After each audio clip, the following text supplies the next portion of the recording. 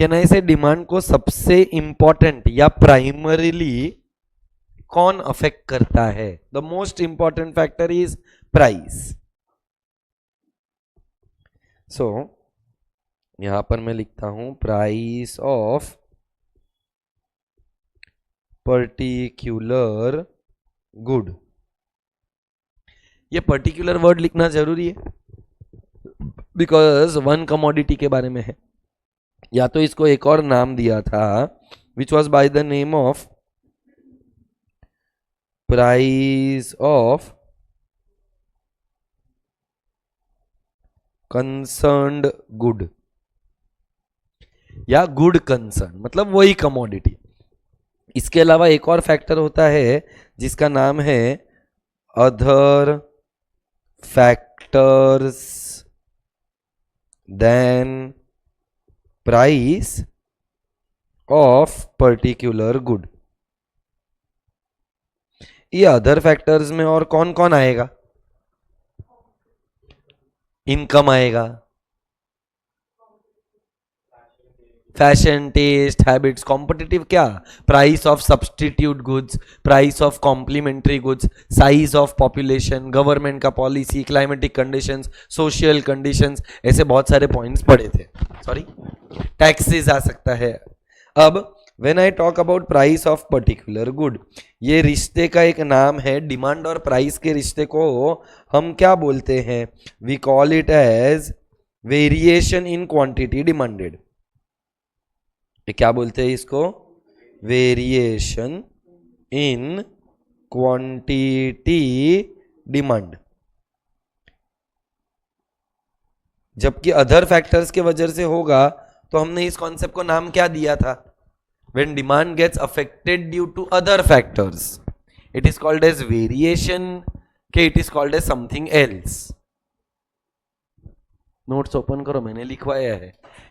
We call it as change in demand. ऐसा हम लोग ने जब डिटर्मिनेंट्स पढ़ा था ना, तभी मैंने दोनों के नाम दे दिए थे. फिर मैंने इनके बच्चों के बारे में भी बात किया था. सो वेरिएशन इन क्वांटिटी डिमांडेड के दो बच्चे हैं. एक का नाम है contraction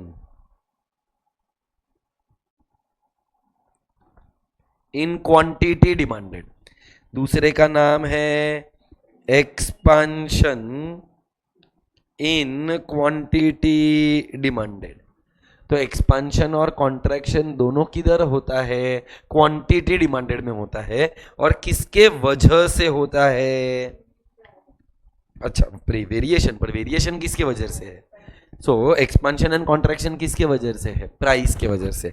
so contraction in quantity demanded में मैं अगर तेको बोलूं कि प्राइस एंड क्वांटिटी डिमांडेड है, तो higher the price lower the demand.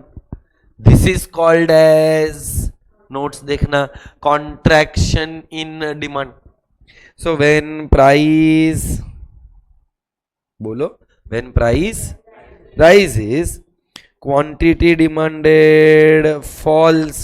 This fall in quantity demanded is called as contraction.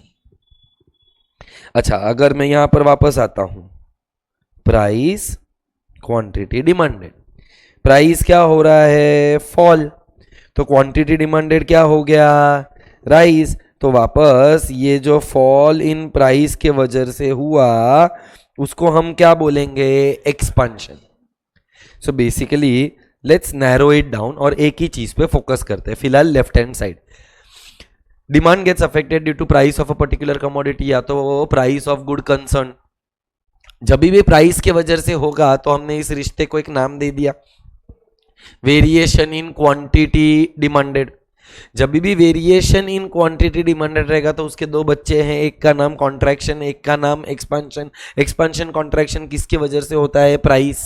When price rises demand falls. ये तो अपने को आता है. अब एक वर्ड ऐड करना है, this is called as, when price falls demand, this is called as expansion. यार वी क्लियर? पक्का? श्योर हो? अब इसका डायग्राम बनाना पड़ेगा. सो On the y-axis, beta, what do we measure? And what do we measure on the x-axis? Quantity. अच्छा, how is the demand curve? Sloping downward. ऐसा होता है. ये हो गया डिमांड कर्व. अब यहां पर मैंने लिखा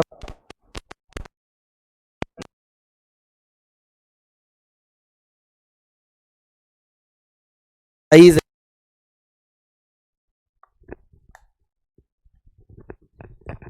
तो अब क्या हो गया, प्राइस कांस्टेंट है, डिमांड इज मोर, और यहां पर क्या आएगा वापस, price will remain constant and demand will be less.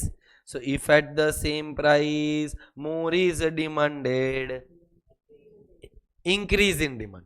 If at the same price less is demanded, तो हो गया अपना एक और कॉन्सेप्ट, इंक्रीज और डिक्रीज.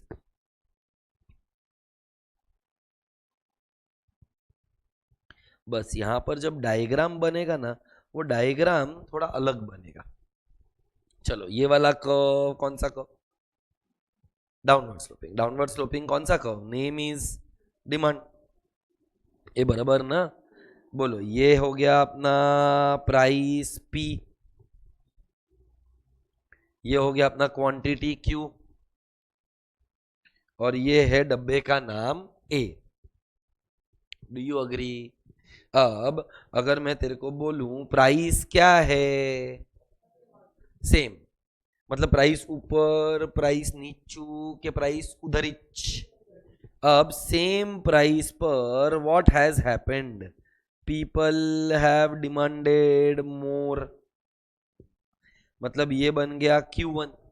प्राइस उतना ही है, पर लोगों ने ज्यादा डिमांड किया, क्वांटिटी राइज हो गया, मोर हो गया. ये डब्बे का नाम आ गया B. अब यहां से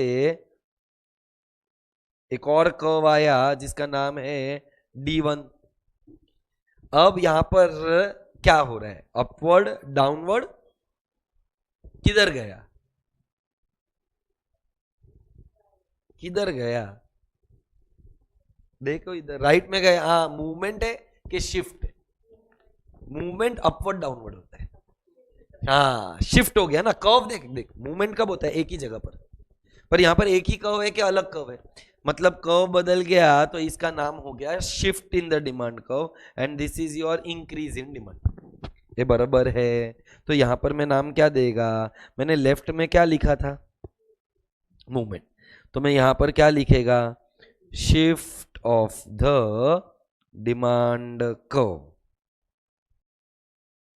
नहीं समझा? क्लियर है? पक्का? बोलो. तो नेक्स्ट वाला डायग्राम तुम लोग ही मेरे को मदद करो.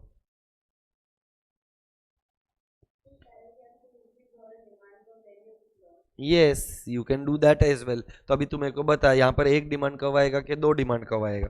तो एक मैंने डिमांड कर्व इधर बनाया, ये अंदर से, उसको अंदर मत बोल, लेफ्टवर्ड बोल, क्योंकि ये या तो राइट या तो लेफ्ट. तो ये बन गया D1. अब price is going to remain constant,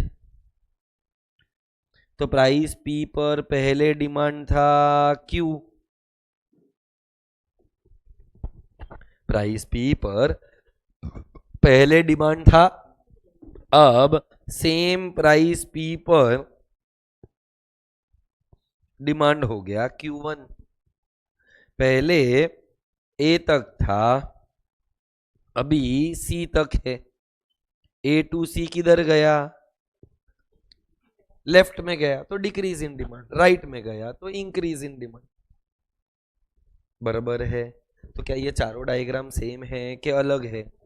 अगर मैं कोई इधर भी ये P1, ये Q1, डब्बे का नाम B, price rises, quantity false.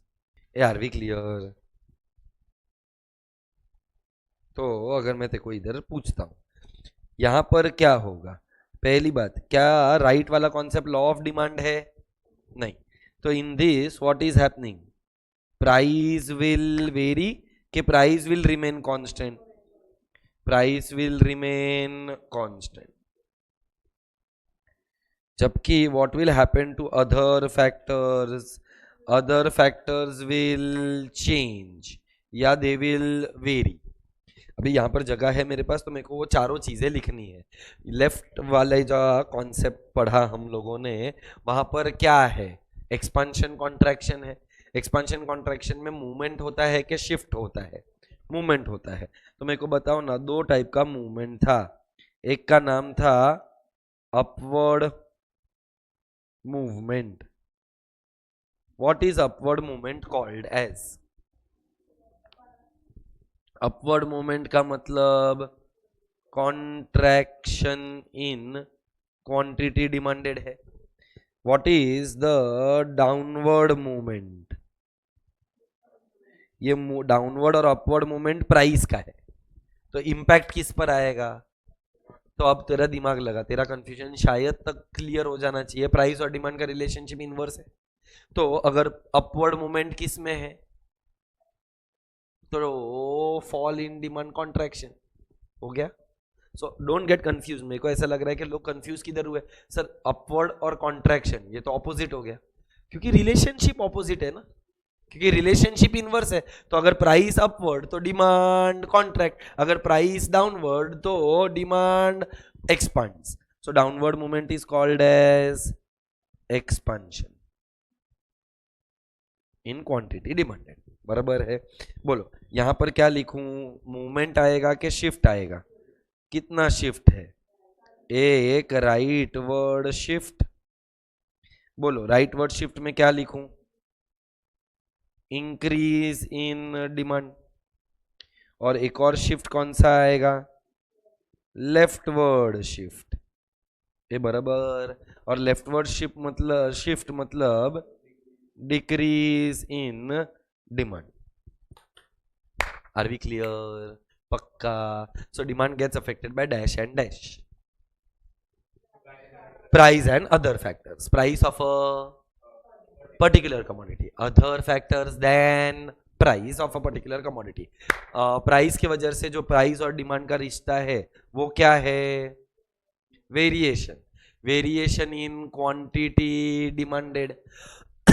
उसके दो बच्चे हैं। कौन से दो बच्चे हैं? Contraction expansion. Higher the price lower the demand is called as, कहना इसे इधर तक तो आता है, सिर्फ एक वर्ड ऐड करना है। इसको क्या बोलते हैं? Contraction. Lower the price is called as expansion.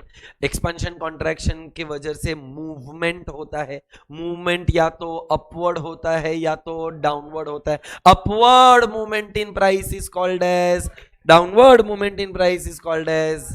Are we clear? फिर आता है शिफ्ट। शिफ्ट वाला कॉन्सेप्ट का नाम क्या था? Change in demand. Change in demand के भी दो बच्चे हैं, इंक्रीज और decrease. If at the same price more is demanded, increase in demand. If at the same price less is demanded, so same more, same less, same less. गाली नहीं डाल रहा है, सेम मोर सेम लेस। ये बराबर। So if at the same price more is demanded, it is called as increase in demand, increase in demand. If at the same price less is demanded, then it is called as decrease in demand, decrease in demand. Increase decrease किधर होता है? On the same demand curve के curve ही बदल गया, या तो rightward या तो leftward. This is called as the shift of the demand curve. Rightward shift is called as increase, leftward shift is called as decrease. समझा है? तो इन शॉर्ट चार दिशाओं को याद कर लो तो टाइगर आएगा। नहीं जाने दे, बकवास जोक था। चार दिशाओं को याद करना है मतलब ऊपर नीचे दाएं बाएं। सो अगर सपोज करिए प्राइस है, भरतनाट्यम डांस। प्राइस क्या हुआ? Rise rise. प्राइस तो क्या हुआ? Contraction. So step number 1 contraction expansion, क्योंकि जब प्राइस राइज होता है तो कॉन्ट्रैक्शन, जब प्राइस फॉल होता है तो भरतनाट्यम का step number 1 is contraction expansion. अब ये क्वांटिटी है, क्वांटिटी किधर गई? राइट में गई, क्वांटिटी किधर गई, राइट में गई तो लेफ्ट में गई तो, सो कॉन्ट्रैक्शन, एक्सपेंशन, इंक्रीज, डिक्रीज, अपना चारों दिशाओं को याद करो, चारों कॉन्सेप्ट हो गए। डन, श्योर हो? मेरे को ये पूरा चीज लिखा हुआ चाहिए नोटबुक के अंदर ऑन 2 साइड्स। मतलब कैसे करने का है, एक 2 sided page low, can I से सेंटर में डिमांड होना चाहिए और डिमांड का लेफ्ट हैंड साइड वाले पेज पर आएगा वेरिएशन, राइट हैंड साइड वाले पेज पर आएगा चेंज इन डिमांड। फिर यहां पर मैंने कैसा लिखा है, ये अपवर्ड और डाउनवर्ड एक दूसरे के नीचे लिखा है, बराबर। आपको ये नीचे लिखना चाहिए कि बाजू बाजू में होना चाहिए, जैसे कि पहले डायग्राम के नीचे आएगा अपवर्ड, दूसरे डायग्राम के नीचे आएगा डाउनवर्ड, तीसरे डायग्राम के नीचे आएगा राइटवर्ड, बराबर ना, और चौथे डायग्राम के नीचे आएगा लेफ्टवर्ड। मेरे पास जगह का कंस्ट्रेंट था, पर आपके पास तो बहुत जगह रहेगा। So please make these diagrams and the entire concept in your notebook. Properly visible है इधर तक?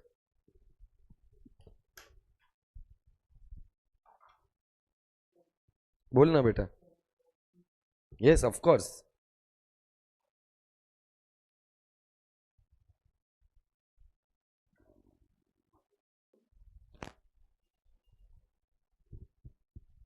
बेटा वाई एक्सिस और एक्स एक्सिस को मैंने नाम नहीं दिया है, आप लोग प्लीज नाम देना। वाई एक्सिस पर प्राइस आएगा, एक्स एक्सिस पे क्वांटिटी डिमांडेड आएगा।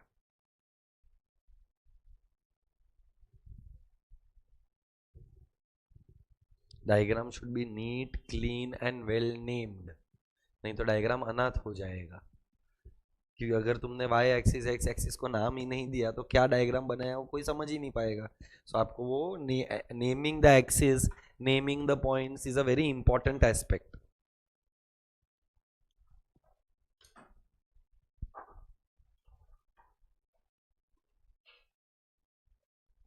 पहले कर्व बनाइए मैडम, फिर डब्बा बनाइए। फर्स्ट, अच्छा मेजर कर रही है,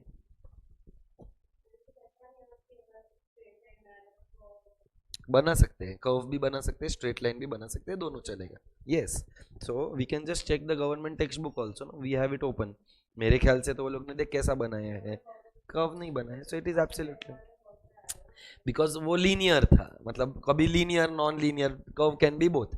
अभी लीनियर का मतलब क्या हो गया कि सेम प्रोपोर्शन में चेंज हो रहा है, पर डिमांड में हमेशा सेम प्रोपोर्शन में चेंज हो वो जरूरी नहीं है। एरोज भी बनाना पड़ेगा बेटा, प्राइस राइज हुआ, डिमांड फॉल हुआ। बेटा अंदर के एरोज किधर है, देखो इधर।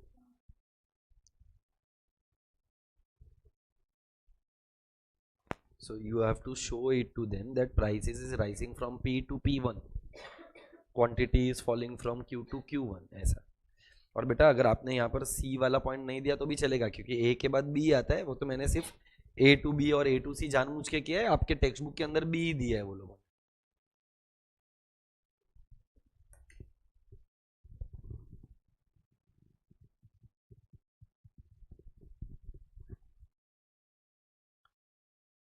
वरेण्या, एग्जाम के अंदर sharpen pencil will be preferred exam में, यहाँ पर ठीक है, हो गया सो हो गया। क्योंकि क्या होता है वो डायग्राम फिर क्रिस्प नहीं बनता है या क्लियर नहीं बनता है। जितना ज़्यादा शार्पन पेंसिल रहेगा ना उतना ज़्यादा डायग्राम अच्छा बनेगा। और इकोनॉमिक्स के अंदर है ना, डायग्राम्स के मार्क्स बहुत मिलते हैं। मतलब तू कितना भी लिख ले उसका मार्क्स नहीं देंगे वो लोग, पर अगर तूने डायग्राम सही बनाया ना तो वो लोग खुश हो जाएंगे तेरे से। सो तू एक पेज लिख कर आ,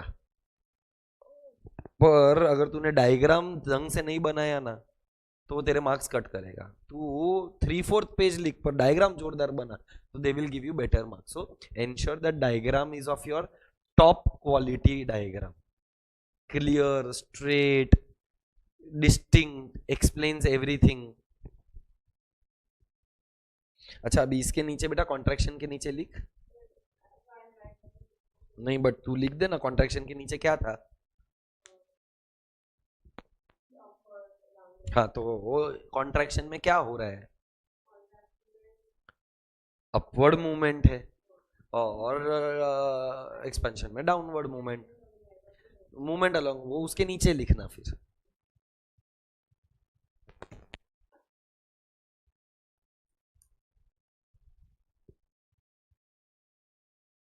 सब लोग पहले एक्सपेंशन कॉन्ट्रैक्शन ही कर रहे हैं ना, तो ये लिखना है तो लिख लो, मैंने दिया है।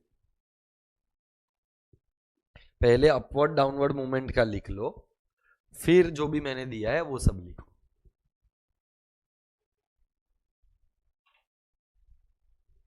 डन? सबका हुआ बेटा ये वाला लिखकर? Okay, so with this we are done with our first chapter which is by the name of theory of demand।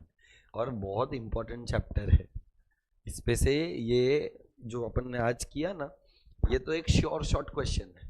जैसे लॉ ऑफ डिमांड मैंने बोला ना आएगा ही आएगा, वैसे ये वाले में से एक कॉन्सेप्ट तो आएगा, या तो एक्सपेंशन बोलेंगे, right a note on expansion contraction increase और डिक्रीज, चार में से एक, या तो बोलेंगे explain in short what is variation in demand, या तो पूछेंगे what is change in demand, या तो पूछेंगे distinguish between expansion and contraction, या तो पूछेंगे distinguish between increase and decrease, या तो पूछेंगे distinguish between change and variation. मतलब कितना सारा पॉसिबिलिटीज है इस क्वेश्चन का आने का एग्जाम में, उसका कोई लिमिट ही नहीं है। मैंने अभी लास्ट 2 मिनट के अंदर कम से कम 10 आंसर्स बताए, और इसमें से अगर है तो वही, सिर्फ अलग अलग फॉर्मेट में पूछा है। तो ये वाला answer is a steel for you, इसमें ब्राउनी पॉइंट्स भी है because there is a diagram. अच्छा, डेफिनेशन भी है, that is another brownie point. क्योंकि क्या होता है जब डेफिनेशन होता है, डायग्राम होता है, तो आपके मार्क्स स्कोर करने का पॉसिबिलिटी बढ़ जाता है। डन बेटा सब लोग? 100, जिधर मौका मिले उधर डायग्राम बना, डेफिनेशन में भी मौका मिला बना। For example they ask you a definition for 2 marks, explain the concept of contraction in demand, definition लिख, उसको एक्सप्लेन कर, फिर डायग्राम बना। जिधर मौका मिले उधर डायग्राम बनाओ। Tell them that you understand economics. सामने वाले को लगना चाहिए कि साले ने क्या पेपर लिखा है, मतलब you should choose wisely if you want to score well no. तो तेरे को क्या करना पड़ेगा मालूम है, तेरे को ऐसे क्वेश्चन सिलेक्ट करने पड़ेंगे जिसके अंदर डायग्राम्स है। Don't forget to name the X and the Y axis, price and quantity demanded. Now that we know that rightward और लेफ्ट वर्ड शिफ्ट होता है, तो यू शुड ड्रॉ 2 कर्व्स। मैंने पहले वाले में क्यों ऐसा किया था, तूने मेरे को क्वेश्चन एक्सप्लेन करना था ना मेरे को।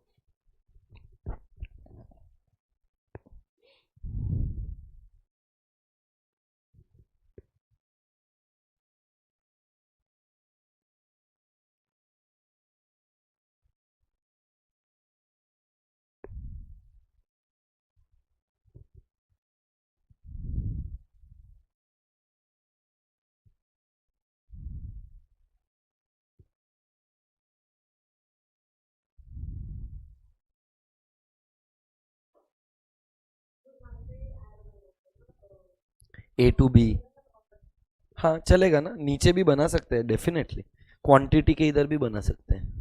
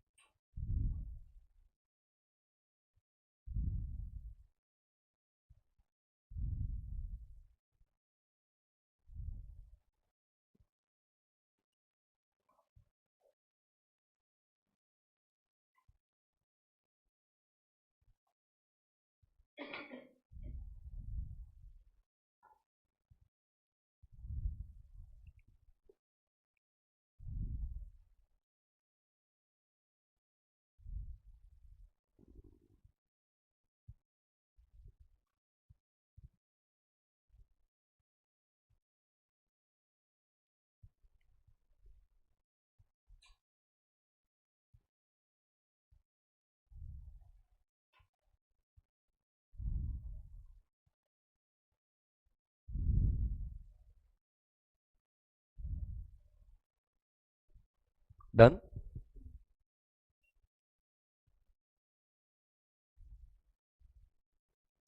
आई थिंक सब लोग का या तो डायग्राम चालू रहेगा या तो उसके नीचे।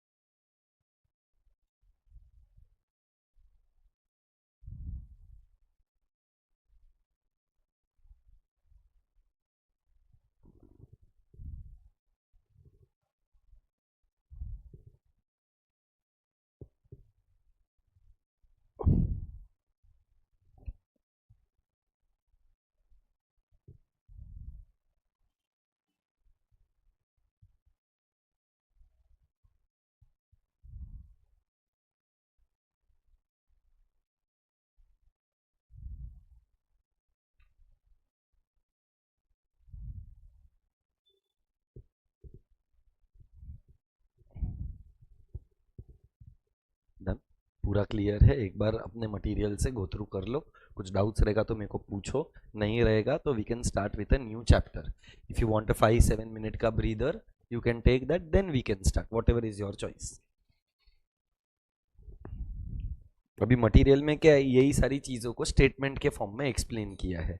सो अपने टेक्स्ट बुक के अंदर देखो, प्रोफेशनल एकेडमी का मटेरियल, आई थिंक लास्ट का 4 क्वेश्चंस रहेगा। वो लोग ने उसको 2 में ही किया रहेगा, explain variation in demand and explain change in demand.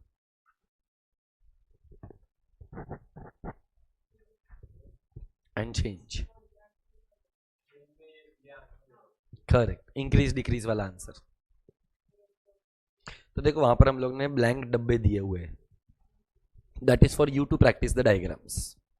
So whenever is my next lecture, मेरे को डिमांड का सारा डायग्राम्स टेक्स्ट बुक में बनाया हुआ चाहिए।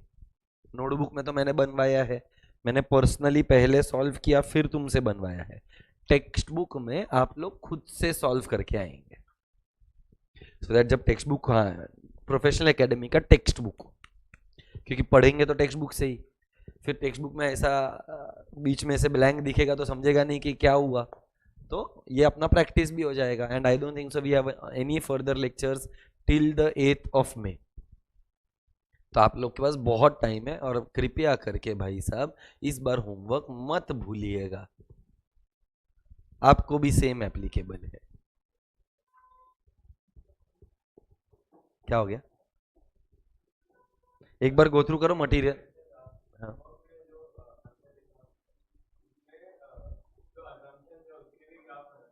अजम्पशन का कोई ग्राफ थोड़ी होता है, बनाना है एक्सेप्शंस का।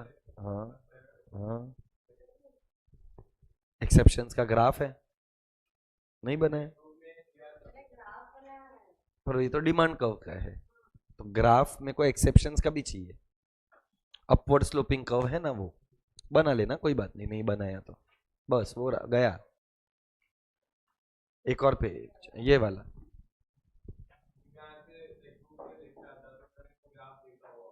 यस, बनाने का है। मैं तो अभी जस्ट तेरे को क्या बोला, जिधर मौका मिले उधर डायग्राम बनाने का। और स्पेशली अगर गवर्नमेंट टेक्स्ट बुक ने दिया है और तूने नहीं दिया है तो तेरे मार्क्स कट हो जाएंगे। तो ग्राफ तो बनाना ही है मेरे भाई, उसके बिना तो चलेगा ही नहीं।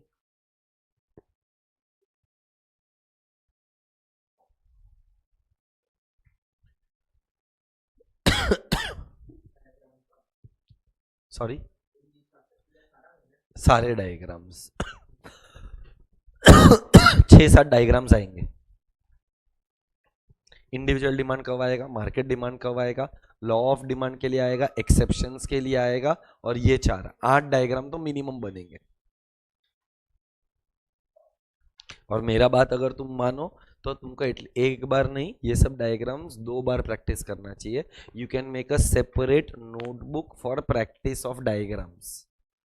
या यू कैन, मतलब देख ज्यादा डायग्राम्स है नहीं तुम्हारे 12th स्टैंडर्ड में, बट फिर भी एक 15-20 पेज जो है ना वो सिर्फ डायग्राम्स के लिए होने चाहिए कि you should be able to draw the diagrams. तो एक बार तो टेक्स्ट बुक में करना ही है, वो तो कंपलसरी है। In my opinion, if you want to excel and you want to score 90 plus marks in economics, then you should be drawing these diagrams not once but maybe twice, plus you should be preparing for a test. Don't wait for us to announce the test. Be prepared whenever there is a test, and be rest assured कि 8 तारीख के बाद जैसे ही तुम आओगे उसके बाद demand chapter पर एक टेस्ट रहेगा रहेगा और रहेगा। It's a written fact. So आप लोग, बहुत टाइम है, कुछ लोगों का तो कॉलेज भी नहीं है। कितने लोग, 2 ही लोग जाते हैं ना कॉलेज के, 3। ये एनएल की थोड़ी है, एनएल में है तू भी, ओके। तो आपके पास 1st से लेकर 8th तक वैसे ही there are no lectures, no college also. पूरा दिन मजा करके भी बोर होएगा। दिन का 2 घंटा पढ़ाई करो। डिमांड चैप्टर को पढ़ने के लिए कितना टाइम लगेगा? नॉट इवन 2 to 3 days, अगर 2-2 घंटे के हिसाब से पढ़ा तो। So don't waste your entire summer vacation. हाँ, कोई बाहर जा रहा है आउट ऑफ टाइम तो बुक को टच भी मत करो, पर अगर आप मुंबई में ही हो तो please don't waste your time.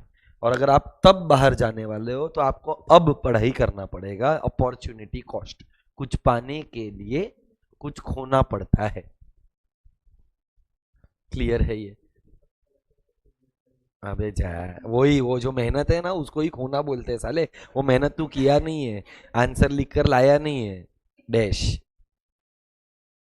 चलो, अरे पर वो आज लिखना था, ऐसा थोड़ी होता है, चीटिंग करता है साले।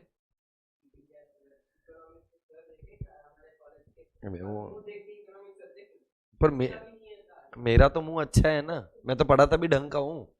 तो साले मेरा मुंह देख कर आना है ना तुझे, उसका मुंह थोड़ी विजुअलाइज करना है। मैं अच्छा पढ़ा रहा है बस, क्या मैं जो बता रहे थे को सब समझ में आ रहा है तो तुझे उसे क्यों याद करना है? तू उसकी शक्ल में मेरी शक्ल देख।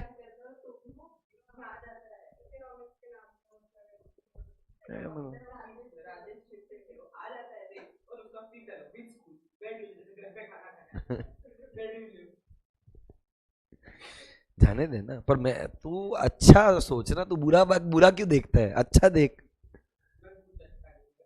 अरे मेरे को देख उसमें, पागल, जो अच्छा है। See, you have a good memory, you have a bad memory, you have a bad memory with XYZ faculty, you have a good memory with this faculty, remember the good. No, मैं तो अच्छा पढ़ा रहा है, मैं अच्छे तरीके से तेको सब समझा रहा है, तो उसको भी उसकी शक्ल में भी तू मेरी शक्ल देख। जाने दे, चल। अरे उसकी सुधर जाएगी पगले। वेरी इंपॉर्टेंट चैप्टर, ये चैप्टर बहुत सारे लोगों को 12th में आता ही नहीं है। मतलब ये डरा रहा हूं, धमका रहा हूं तुमको, जो ठीक लगे वो। जिसका ध्यान है उसको समझ में आएगा, और जिसका ध्यान नहीं है उसको कुछ नहीं समझ में आएगा। तो बहुत सिंपल है, बट इसमें एक वो अंडरस्टैंडिंग एक बार अगर आ गया ना तो कोई डिफिकल्टी नहीं आएगा। अच्छा, कहना से पूरे डिमांड चैप्टर में अपन ने जश अपन ने पूरे डिमांड चैप्टर में क्या किया? सिर्फ डायरेक्शंस।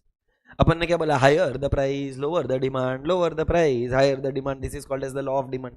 फिर हमने क्या पढ़ा? Higher the price, higher the demand, lower the price, lower the demand, exceptions to the law of demand. Higher the price, lower the demand is called as contraction in demand, lower the price, higher the demand is called as expansion. Same price, more is demanded, same price, less is demanded, increase and decrease in demand। पूरे chapter में सिर्फ भरतनाट्यम क्या बोलते हैं, क्या नहीं से सिर्फ डायरेक्शंस पढ़ा, कहीं पर भी मेजरमेंट पढ़ा क्या? कितने से प्राइस, कितने से चेंज हुआ मालूम नहीं, प्राइस क्वांटिटी कितने से फॉल हुआ मालूम नहीं है। इसीलिए ये चैप्टर पढ़ते हैं जिसका नाम है इलास्टिसिटी ऑफ डिमांड। ये चैप्टर का नाम क्या है? Elasticity of demand. So whenever we talk about elasticity of demand, it is the measurement of demand. दिख रहा है ऊपर? मेजरमेंट। तो हम इस चैप्टर में क्या करने वाले हैं? सिर्फ डायरेक्शंस के, डायरेक्शंस के बाद मेजरमेंट।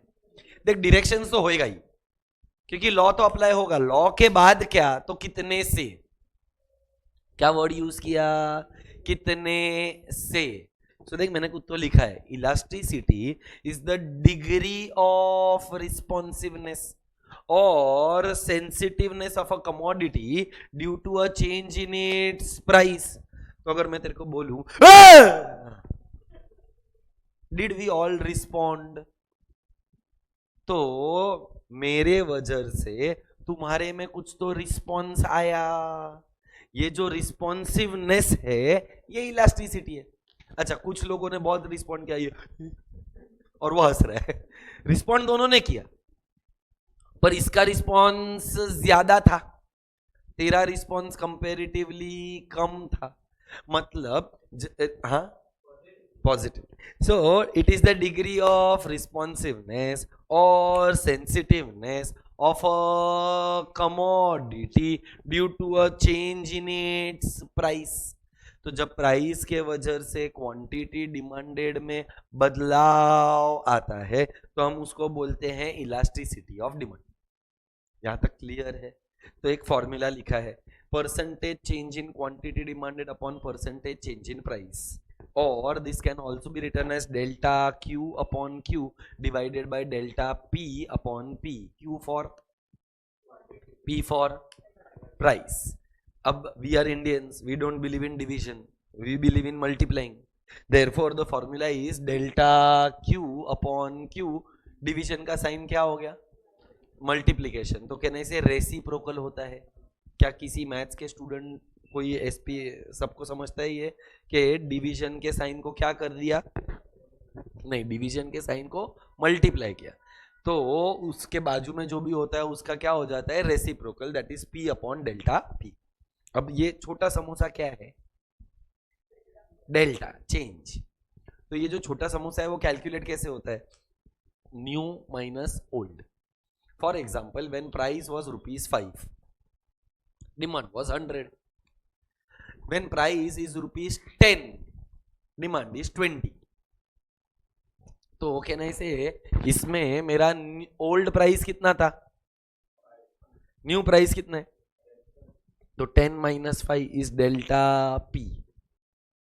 मेरा ओल्ड क्वांटिटी कितना था 100, न्यू क्वांटिटी कितना है 20, सो 20 - 100 - 80 इज द डेल्टा क्यू,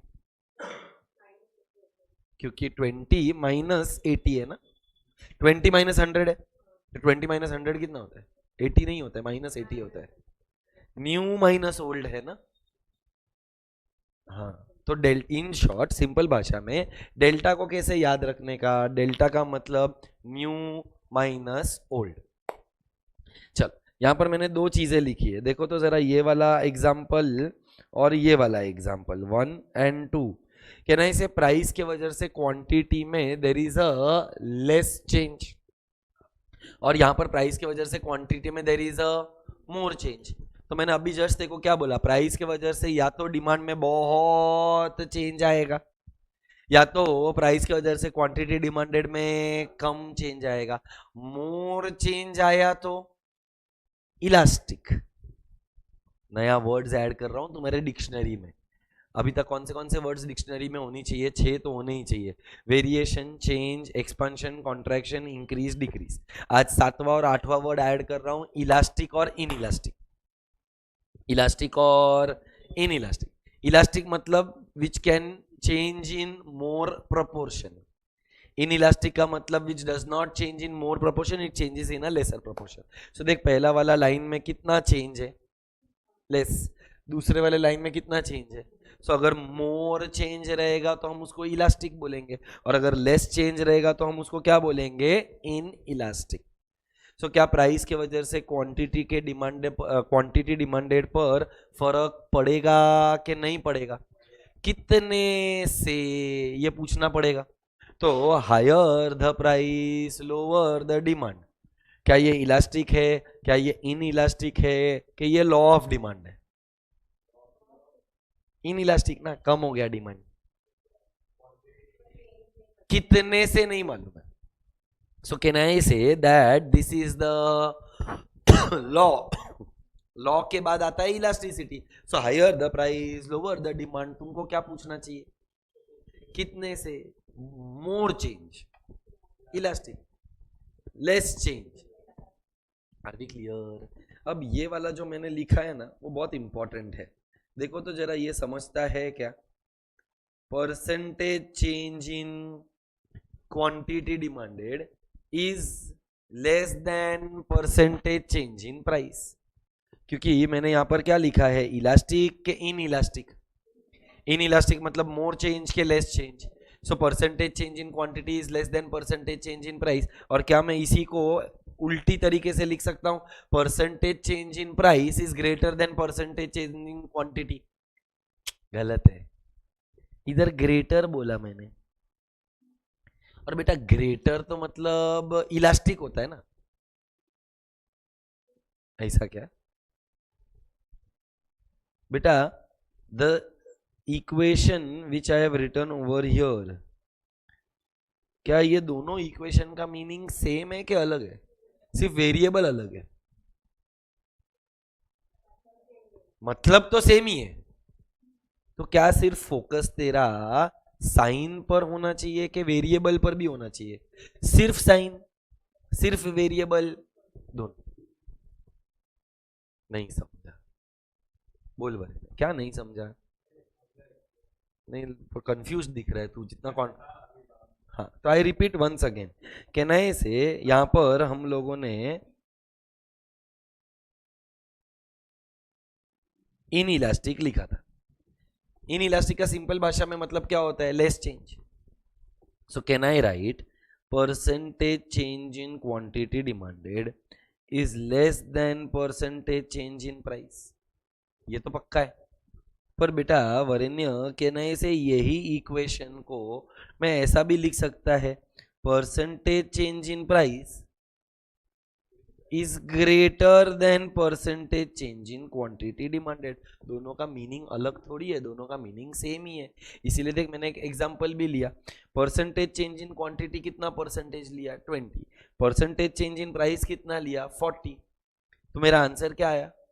इसका मतलब इन इलास्टिक में answer will be always less than 1। I repeat, inelastic में answer will be always less than 1। तो इलास्टिक में आंसर विल बी ऑलवेज, और अगर 1 आया तो उसको यूनिटरी बोलते हैं। 1 आया तो बोलो। अभी मेरे को तुम लोग इधर का इक्वेशन बताओ, मैंने जानबूझ के इसको इरेज कर दिया है, मेरे को ये इक्वेशन नहीं समझ में आ रहा है। How should I right elastic? Percentage change in quantity demanded is greater than percentage change in price.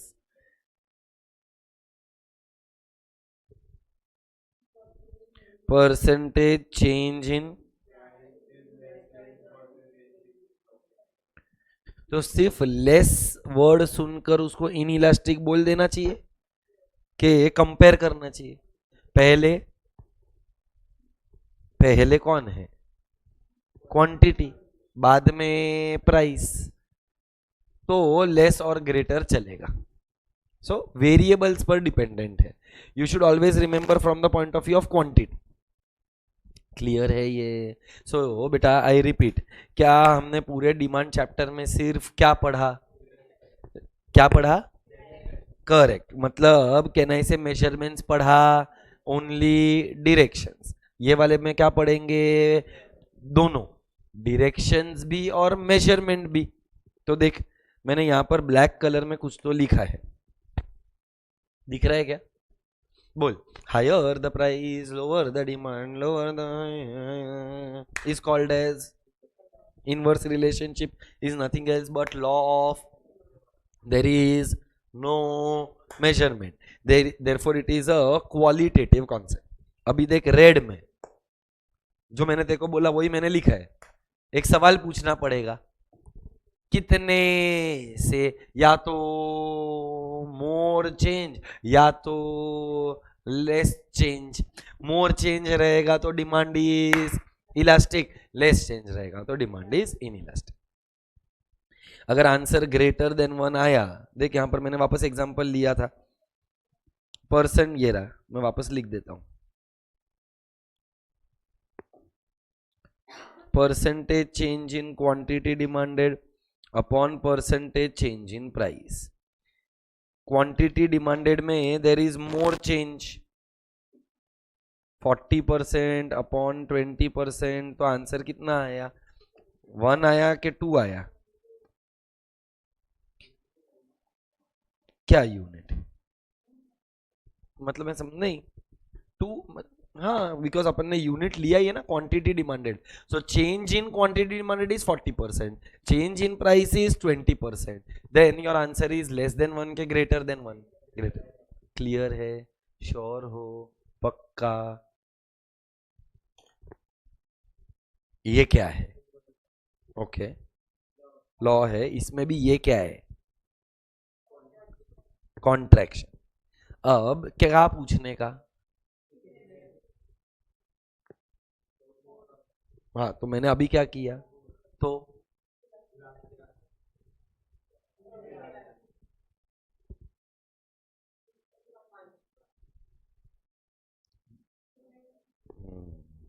डम से डस खेल रहे में कितने से?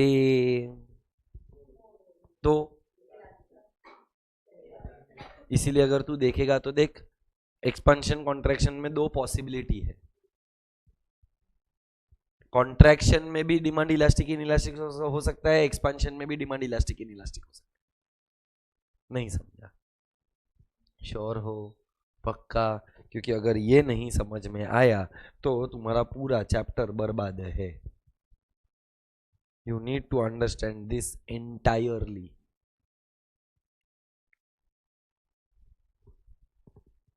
तो last concept for the day which is by the name of types of elasticity of demand. पहला वाला टाइप का नाम क्या है बेटा?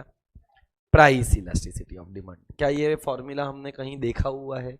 क्या मुझे इसको एक्सप्लेन करने का जरूरत है? Percentage change in quantity demanded upon percentage change in price. Same formula. A, क्योंकि तू बता मुझे, ए सब जगह पर ए है, इसका मतलब एक ही कमोडिटी है. क्योंकि एक और कैटेगरी था सब्स्टिट्यूट गुड, कॉम्प्लीमेंट्री गुड, उसमें ए बी आएगा. समझा? तो ये कर रहा हूं ना मैं एक्सप्लेन अभी भी. So A basically represents a particular commodity. Next वाला इलास्टिसिटी ऑफ डिमांड का नाम क्या आया? इनकम. ये कुछ याद आ रहा है? रेड कलर वाला. क्या हमने ये सेम चीज की है? इनकम वाला पॉइंट डिमांड के अंदर ओपन करो.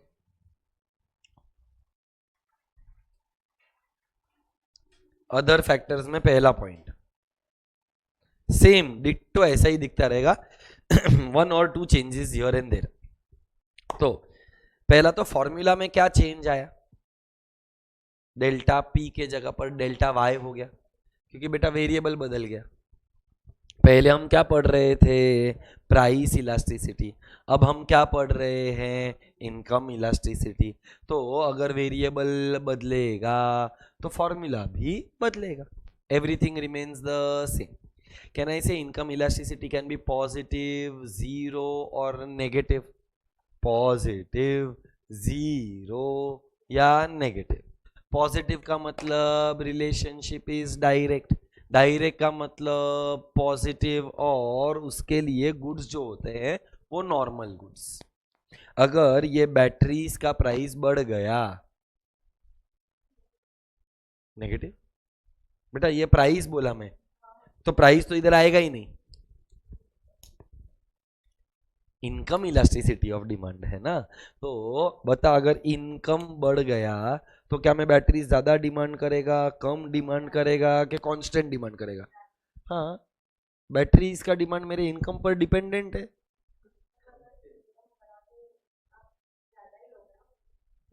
पर बैटरीज क्या करूं? अपने अंदर फिट करके अपने आप को चार्ज करूं. बैटरीज तो उतना ही लगेगा ना जितना मेरे को रिक्वायरमेंट है. क्या बैटरीज का डिमांड इनकम पर डिपेंडेंट है? तो तू मुझे बता, मैंने ये जो बैटरीज का एग्जांपल लिया वो पॉजिटिव में आएगा, जीरो में आएगा, कि नेगेटिव में आएगा? हाँ, there will be no change. कुछ ना कुछ का डिमांड बढ़ाऊंगा, वो तेरा बात बराबर है। इनकम बढ़ेगा तो कपड़े ज्यादा खरीदूंगा, इनकम बढ़ेगा तो बैग ज्यादा खरीदूंगा, इनकम बढ़ेगा तो ट्रिप्स पर ज्यादा जाऊंगा, इनकम बढ़ेगा ये वाला ट्रिप पर नहीं जाऊंगा। सो कहने का मतलब यही है मेरा कि कोई भी good, it can be a comfort, it can be a necessity, it can be a luxury, is a normal good. तो मैं अभी तक नीचे गया ही नहीं हूं। आप मेरे को है ना, तुम लोग चाहिए सिर्फ ये रेड कलर वाला जो पार्ट है ना, वही ऑब्जर्व करो और कुछ भी मत करो। मेरे को नीचे और पढ़ाना बाकी है। पहले तो जो मैंने तुमको पढ़ाया था वो तुमको याद है क्या? तो ये वाले गुड्स का नाम नहीं, गुड्स का नाम नॉर्मल, ये वाले गुड्स का नाम नेसेसिटीज, वो वाले गुड्स का नाम इंफीरियर। नॉर्मल गुड्स में कौन सा गुड्स हो सकता है? Comforts, luxuries and necessities of life, food, clothing, shelter etcetera. ये वाले नेसेसिटीज है सिर्फ। इसके लिए मैंने ना कंफ्यूज ना हो, मैंने लिखा ही नहीं। You can call them as essential goods, you can call them as necessities, but necessities अपना वाला बचपन वाला डेफिनेशन क्या बोलता है? Food, clothing and shelter. So these are called as necessities for life, जीने के लिए जो जरूरी है वो। तो सर ये भी नेसेसिटी है, वो भी नेसेसिटी है, यस, वो नेसेसिटीज ऑफ लाइफ है, ये सिर्फ नेसेसिटी है या एसेंशियल गुड्स है। आई रिपीट, कौन सा type of elasticity of demand पढ़ रहे हैं? इनकम। इसके पहले कौन सा पढ़ा था? प्राइस। प्राइस के बाद क्या आया? Income. Income elasticity of demand के अंदर कितना कैटेगरीज है? 3, एक पॉजिटिव, एक जीरो, एक negative. Positive is for normal goods, zero is for essential goods like salt. अगर एसेंशियल नहीं बोलना है, सॉल्ट, मेडिसिन, बैटरीज, बटन्स, मेरा इनकम बढ़ जाएगा। बटन खरीदू, बटन चिपका कर घूमू। सो और अगर इनकम बढ़ेगा तो इंफीरियर गुड्स का डिमांड फॉल हो जाएगा। सो इनवर्स। ये क्लियर है? ये क्लियर होगा तो ही मैं आगे बढ़ना चाहता है। वरेण्य चल, तो आगे मैंने हर एक चीज का एक्सप्लेनेशन देने का कोशिश किया। पॉजिटिव के अंदर पहला एग्जांपल, क्वांटिटी में चेंज कितना परसेंटेज का आया? 10। डिमांड, प्राइस में चेंज, सॉरी इनकम में चेंज कितना परसेंटेज का आया? 10। सो 10/10 आंसर क्या आया? मतलब कहना इसे there is exactly equal change. देख मैंने ब्लू कलर में लिखा रहेगा ब्रैकेट में, exactly equal change unitary elastic. कौन सा इलास्टिक? 1 मतलब यूनिटरी। पर हर बार ऐसा होता है एग्जैक्टली इक्वल चेंज? ऐसा कोई कमोडिटी है? तेरा इनकम 10% से बढ़ेगा, तेरा डिमांड भी 10% से ही बढ़ेगा, कोइंसिडेंस है। इसीलिए मैंने एग्जांपल देख एक्स कमोडिटी लिखा है। एक्स मतलब मेरे को नहीं मालूम कौन सा कमोडिटी है, किसी को भी नहीं मालूम, इट्स अ कोइंसिडेंस। दूसरा एग्जांपल, क्वांटिटी में चेंज 20% है, प्राइस में चेंज 10% है। सो हाँ सॉरी, इनकम में चेंज 10% है। सो 20% अपॉन 10% आंसर 2 आया। लेस चेंज है कि मोर चेंज है? मोर चेंज है मतलब इलास्टिक, मोर चेंज है मतलब। और इसके लिए मैंने एग्जांपल क्या लिखा है? लग्जरीज। और इन इलास्टिक किसका रहेगा? अच्छा, मेरा इनकम 10% से बढ़ेगा तो क्या मैं नेसेसिटीज पर ज्यादा खर्चा करेगा कि लग्जरीज पर ज्यादा खर्चा करेगा? क्योंकि नेसेसिटीज पर ज्यादा करेगा। हाँ, इनकम बढ़ेगा तो मैं अपना स्पेंडिंग किस पर बढ़ाएगा? बेटा necessities is the wrong answer, luxuries पर बढ़ेगा, कंफर्ट्स एंड लग्जरीज। खाना तो उतना ही खाएगा ना। इनकम बढ़ गया तो इसका मतलब ये थोड़ी हो गया कि 2 के जगह पर 8 रोटी ठूसेगा। सो लग्जरीज का डिमांड इलास्टिक, नेसेसिटीज का डिमांड इन। और अगर आपको ये 2 शब्द नहीं समझे हैं ना तो पूरे चैप्टर में बजेगी। वापस पूछ रहा हूँ, do you want me to explain the meaning of the word elastic and inelastic के वी आर क्लियर? इलास्टिक का मतलब there is a in the price, wrong wrong. Quantity, ये क्या केबीसी खेल रही है क्या मेरे साथ? more change in quantity demanded due to the change in price, income or other factors. So elastic and in elastic, तो क्या डायरेक्ट वाला तीनों क्लियर है? सो डायरेक्ट में क्या क्या नंबर्स है? It can be equal to 1, greater than 1, lesser than 1, zero और इनफाइनाइट। तो मैं जीरो और नेगेटिव तो मैं पहले भी समझा चुका है जब हमने डिमांड चैप्टर किया है। अच्छा, नेगेटिव क्यों है? Because relationship is inverse. तो अगर रिलेशनशिप इनवर्स रहेगा तो नेगेटिव, कुछ रिलेशनशिप ही नहीं है तो जीरो, और अगर डायरेक्ट रिलेशनशिप रहेगा तो पॉजिटिव। क्लियर? 100% ना, तू ही सोच। हाँ, बट इज इट नेसेसरी कि सिर्फ इन इलास्टिक का ही डिमांड, नेसेसिटीज का ही डिमांड इन इलास्टिक हो? So your question was different, my answer is different. Are you trying to tell me only necessities have inelastic demand? तो I am asking you this question, सिर्फ necessities? What about a person who is habituated to drinking coffee? मतलब if the price of coffee rises, फिर भी वो तो पिएगा। इसका मतलब क्या हुआ कि the person who is habituated will have inelastic demand. So there is not just one example of inelastic demand. No, there are thousands of examples of inelastic demand. Now you liked some particular chocolate, Rickerton, कोई तो chocolate था, तो अगर उसका price बढ़ जाएगा क्या तू वो परचेस करेगी? मैं नहीं करेगा, मेरे को तो मालूम ही नहीं है कौन सा चॉकलेट है।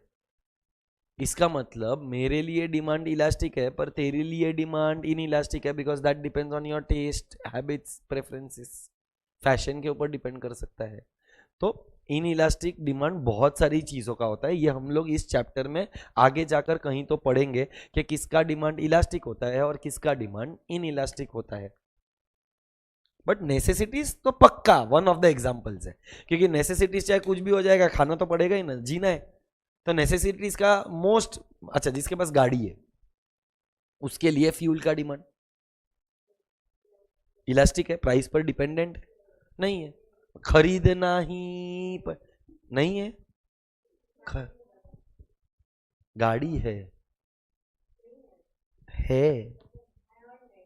तो वही तो बोल रहा हूं, गाड़ी है तो फ्यूल खरीदना ही पड़ेगा। जब कोई चीज को खरीदना ही पड़ेगा तो इनइलास्टिक, क्वांटिटी थोड़ा बहुत चेंज हो जाएगा पर खरीदेगा तो सही।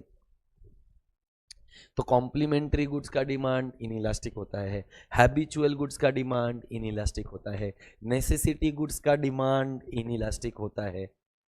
ऐसे बहुत सारे गुड्स आएंगे। Are we clear? भाई तूने पूछा है तो मेरे को और अभी उंगली हुआ है। बैटरीज का demand, if there is a mic, गया ना, खरीदना ही पड़ेगा। अच्छा, बैटरीज का कितना स्पेक्स का कितना यूज है? Zero use. हाँ,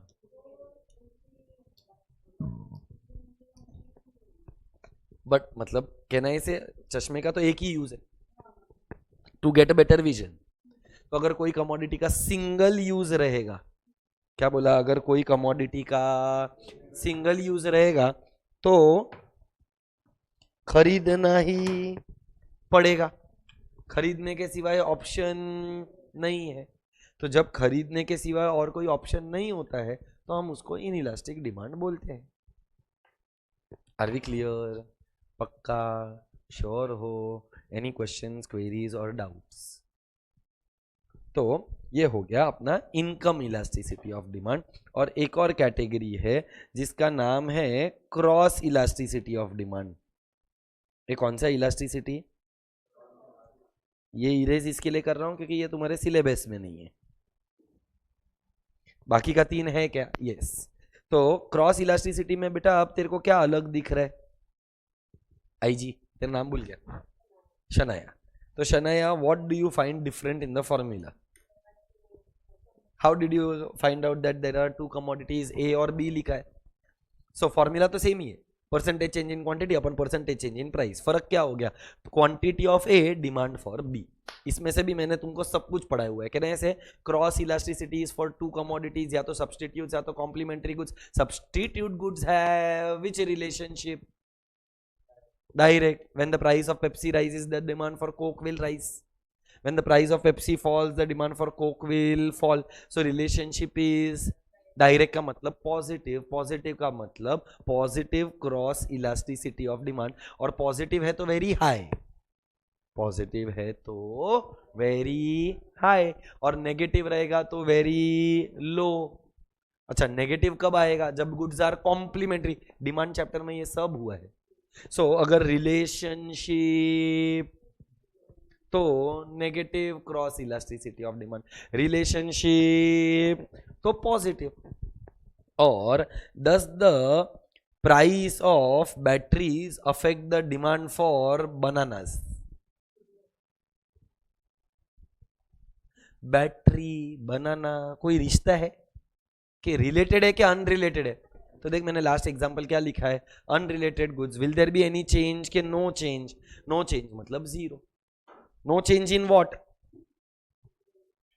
correct, there will be no change in demand, then it is called as zero cross elasticity of demand. Clear? तो अपन ने आज के लेक्चर में यहाँ तक क्या क्या कंप्लीट किया? Can I say we completed what is the meaning of elasticity of demand?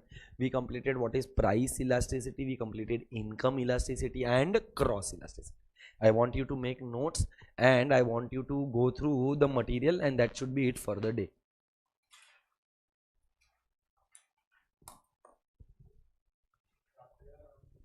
3B, elasticity of demand.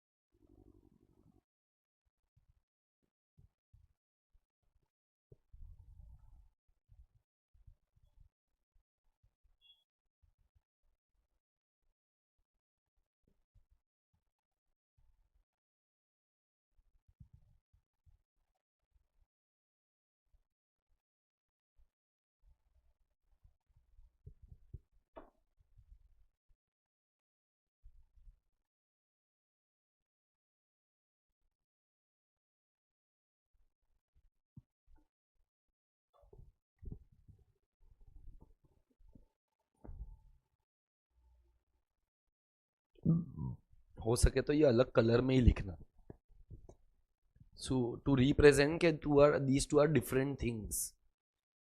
हो सके, नहीं होगा लिख। क्या होता है मालूम है, वो फिर it would look like ordinary notes, क्या हाँ ठीक है कुछ तो लिखवाया है, पर दो अलग कलर में रहेगा ना तो इट विल कैच योर आई, क्या इधर कुछ तो अलग करवाया है। So when ever you find something which is, मैं क्यों अलग अलग कलर्स यूज कर रहा है, मेरे लिए तो कितना आसान है एक ही कलर से लिखना। So the purpose is to make you understand कि यार ये अलग है वो अलग है, इसका कॉन्सेप्ट ये है।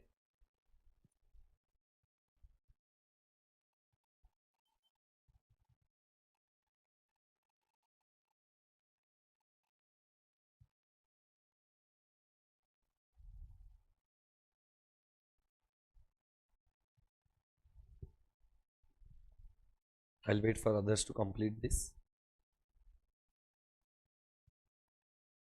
कितना भी जूम कर लो नीचे का दिखेगा नहीं, तो 2 मिनट रुक जाते हैं। और मैं वापस रिपीट कर रहा हूँ, you will have a test after the break, please ensure that you are preparing well. अगर रिकॉर्डेड लेक्चर्स का हेल्प चाहिए, ज़रूरत नहीं पड़ेगा अगर तू खुद से भी पढ़ लेगी तो। Shania can help or some other friend of yours can help you in understanding. When there were no recorded lectures, people used to study. Please don't give me this excuse कि recorded lecture नहीं था तो पढ़ाई नहीं किया, है ना? मतलब I hope everybody understands this. और मैंने कुछ टफ नहीं पढ़ाया है, बहुत बेसिक बहुत सिंपल 2 आंसर पढ़ा है, उसमें से भी एक आंसर तो मैंने क्लास में आज रिवाइज करवाया, और जो दूसरा छोड़ा है ना उसको रिवाइज करवाने का ज़रूरत नहीं है क्योंकि वो लॉ ऑफ डिमांड है। वो देखो प्लीज जरा इसको हेल्प करना, आज लेक्चर के पहले बाद में कहीं पर कुछ भी रहेगा वो। बहुत सारे लोगों का भी, जैसे कि इलास्टिसिटी ऑफ डिमांड है, it can help a consumer, it can help a producer, it can help the government. Government को टैक्स किस पर लगाना है और किस पर नहीं लगाना है, ये कॉन्सेप्ट की वजह से फर्क पड़ता है। आज फॉर एग्जांपल कोई कमोडिटी का डिमांड अगर इन इलास्टिक है और अगर वो नेसेसिटी है तो गवर्नमेंट उस पर टैक्स नहीं लगाता है, ये सोचकर कि यार बेचारे गरीब लोगों के लिए इसका प्राइसेस बढ़ जाएगा। पर अगर यही कमोडिटी अगर एक सिगरेट है तो गवर्नमेंट डबल टैक्स लगाएगा। फैक्ट बता रहा हूं तेरे को, मैं मजाक नहीं कर रहा है, मैं तेरे को सच्ची में बता रहा हूं कि ये सारे कॉन्सेप्ट्स का यूज रियल लाइफ में होता है। इंडियन गवर्नमेंट यूज करता है, कंज्यूमर यूज करता है, प्रोड्यूसर यूज करता है, इंपोर्टर यूज करता है, एक्सपोर्टर यूज करता है। फॉर एग्जाम्पल तेरे को धंधा चालू करने का है, बिजनेस करने का है तेरे को, तो कौन सी चीज का बिजनेस करेगा? एक ऐसी चीज का बिजनेस करना जिसका डिमांड इन इलास्टिक होता है, चाहे कुछ भी हो जाए लोग खरीदेगा ही खरीदेगा। ऐसी चीज का डिमांड, ऐसे चीज का तू बिजनेस करेगा तो तेरे लिए ज्यादा बेटर रहेगा। कोई ऐसी चीज का बिजनेस करना जिसका सब्सटीट्यूट ही अवेलेबल नहीं है, तो अगर सब्सटीट्यूट अवेलेबल नहीं है, तू एकलौता है मार्केट में बेचने वाला, तो लोग जग मार के तेरे पास आएगा। तो अच्छा, आई विल टेल यू कौन सी चीजें गवर्नमेंट अपने पास रखती है और कौन सी चीजें गवर्नमेंट प्राइवेट सेक्टर को देती है। ये इलास्टिसिटी ऑफ डिमांड का कॉन्सेप्ट हेल्प करता है। रेलवेज का डिमांड इलास्टिक है कि इन इलास्टिक है, सोच समझ के बोलना। अगर रेलवेज के अंदर प्राइस बढ़ गया, क्या लोग फिर भी ट्रैवल करेंगे? अच्छा, प्राइस कम हो गया फिर भी करेंगे, मतलब क्या प्राइस की वजह से ज्यादा फर्क पड़ेगा कि कम फर्क पड़ेगा? कम फर्क पड़ा मतलब रेलवेज का डिमांड इलास्टिक है। क्या प्राइस के वजह से रेलवेज के डिमांड पे ज्यादा फर्क पड़ेगा कि कम फर्क? कम फर्क पड़ेगा, मतलब डिमांड क्या है? In elastic. लेस चेंज है ना, तो लेस चेंज का मतलब इन इलास्टिक होता है। तो इसीलिए गवर्नमेंट ने रेलवेज किसके पास रखा है? खुद के पास रखा है। ये सोचकर कि अगर प्राइवेट सेक्टर को दिया तो प्राइवेट सेक्टर तो लूटेगा, प्राइवेट सेक्टर हायर प्राइस लेगा, और अगर प्राइवेट सेक्टर ने हायर प्राइस लिया तो लोगों के पास तो ऑप्शन ही नहीं है, खरीदना ही पड़ेगा। तो when ever government makes a decision कि मुझे कौन से कमोडिटी को प्राइवेटाइज करना है और किसको खुद के पास रखना है, इलास्टिसिटी ऑफ डिमांड का कॉन्सेप्ट विल हेल्प। कंज्यूमर को हेल्प करेगा इन टेकिंग अ डिसीजन। क्या मेरे लिए ये कमोडिटी, अभी आज जैसे कि मैं देखो सुबह का एग्जांपल लेता हूँ। See today I have a lecture first in Goregaon, then I have to go to Borivali, then I have third lecture in Ghatkopar. मैं सुबह को 7 बजे से लेकर रात के 7 बजे तक लेक्चर में ही है। देखो क्या लगता है मैं आज सुबह को यहाँ पर कैसे आया रहेगा? ट्रेन में आया रहेगा कि कैब में आया रहेगा? गलत, क्योंकि मेरे को इतना सारा लेक्चर्स है भाई, मैं थक जाएगा अगर मैं ट्रेन में। अच्छा, ट्रेन में आने के लिए the problem is I would have to take a train from Thane at 5:30, then I will reach Goregaon at 7। But in a cab the advantage is I left at 6:10 and I reached at 6:50, plus in the cab I slept. तो ही तो मेरे में energy रहेगा ना। To be very honest, if I have to survive the entire day, how do I survive? Waking up, I have still woken up at 5:30। अब सोच अगर मेरे को ट्रेन में आना होता तो मेरे को तो 5 बजे उठना पड़ता या 4:30 बजे उठना पड़ता फॉर अ लेक्चर एट 7। तो आज अगर मेरे को सुबह को कैब 300 के जगह पर 350 रुपए में भी मिला तो मैं लेगा कि नहीं लेगा? लेगा, क्योंकि मेरे लिए डिटर्मिनेंट प्राइस नहीं है, कन्वीनियंस था। तो मेरे लिए आज के लेक्चर के लिए travelling in cab was inelastic, not dependent on price. तो एक कंज्यूमर का डिसीजन जो होता है वो इलास्टिसिटी ऑफ डिमांड से आता है, एक प्रोड्यूसर का डिसीजन इलास्टिसिटी ऑफ डिमांड से आएगा, गवर्नमेंट, इंपोर्टर, एक्सपोर्टर, ये सब यूजफुलनेस है ऑफ इलास्टिसिटी ऑफ डिमांड। बराबर? श्योर? गाड़ी है मेरे पास, पर मैं चलाएगा तो रास्ते पर कोई नहीं बचेगा। I am not a very good driver, I don't know to drive properly. And secondly, अगर मैं गाड़ी खरीदा ना बेटा तो प्रॉब्लम दूसरा मेरा समझ, मैं सुबह को जब ट्रैवल करेगा तो सोएगा कैसे? ड्राइवर जितना औकात नहीं है मेरा। अच्छा, दूसरा, यहां से मुझे जाना है बोरीवली, मैं लेक्चर में ही नहीं पहुंचेगा। ट्रैफिक कितना रहेगा? अच्छा, उसके बाद मुझे वापस जाना है बोरीवली से घाटकोपर। रास्ता तो चल मैप्स का इस्तेमाल कर लेगा भाई। हाँ मतलब, और ट्रैफिक कितना होता है? और अगर मेरे को ही, अगर ड्राइविंग भी मैं करूँ, लेक्चर भी साला मैं ही लूँ, मेरे को बोर होता है। I am not a person who likes to drive. Heavy driver है मैं, किसी ना किसी को तो उड़ा ही डालेगा।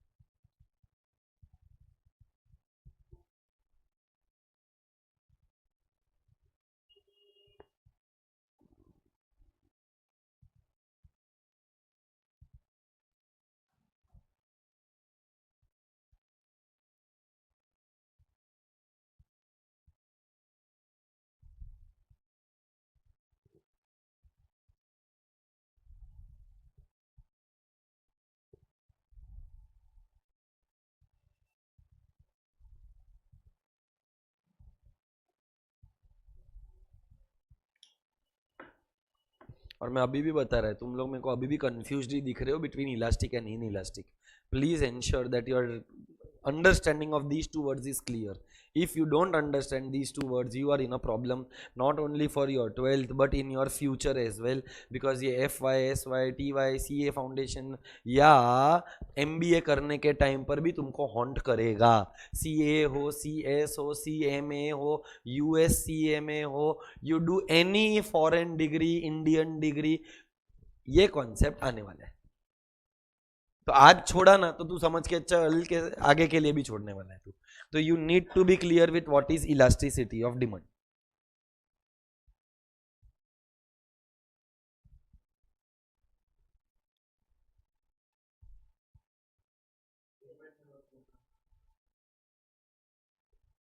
साले अभी तक फॉर्मूला भी नहीं लिखा है,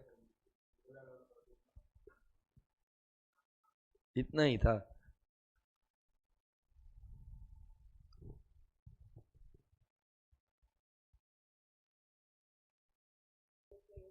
डायरेक्ट रिलेशनशिप में माइनस का साइन आएगा ही कैसे?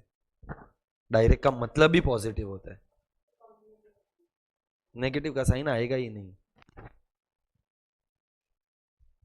बेटा। नेगेटिव का साइन तब आता है जब एक राइज होता है और एक फॉल होता है। जब दोनों राइज होगा या दोनों फॉल होगा तो नेगेटिव का साइन कैसे आएगा?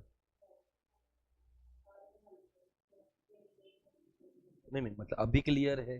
हाँ, सो इन शॉर्ट, डायरेक्ट का मतलब ही पॉजिटिव साइन होता है और इनवर्स का मतलब ही नेगेटिव साइन होता है। जो मैंने तेको प्राइस और डिमांड वाला एग्जांपल लिया था उसमें तेको क्वांटिटी -80 आया था तो नेगेटिव साइन आया।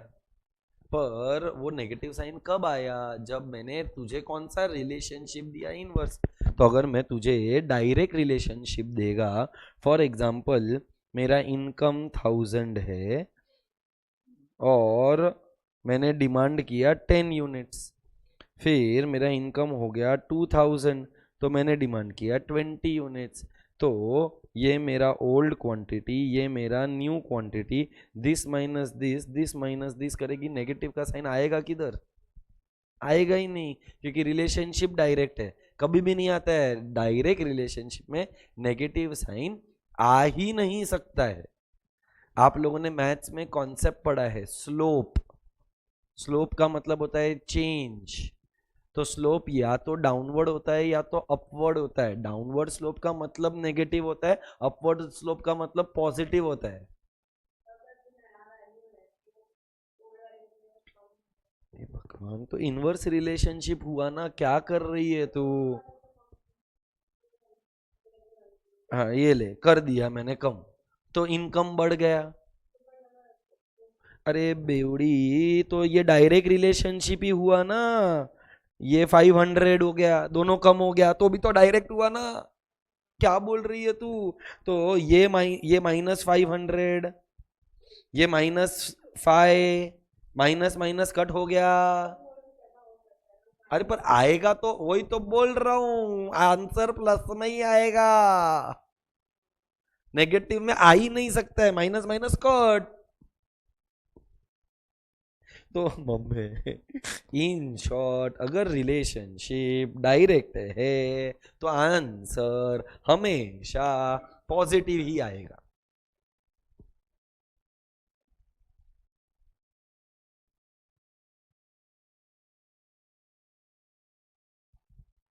ये एक दो चीजें जो है वो लिख दो।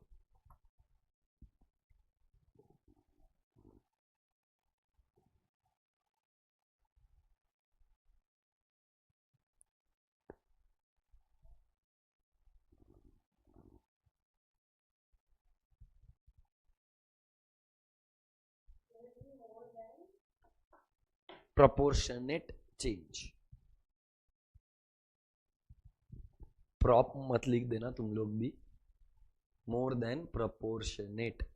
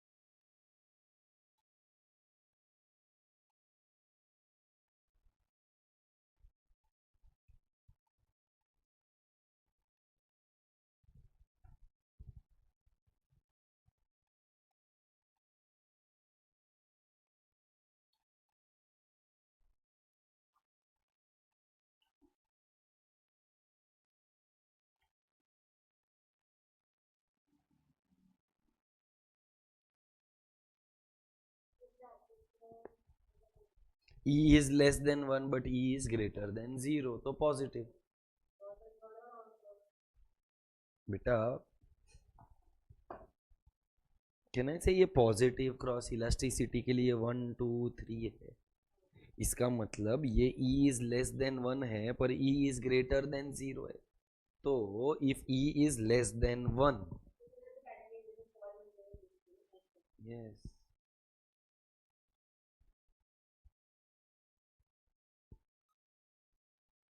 so when E is less than 1 we can say that E is greater than 0 but less than 1।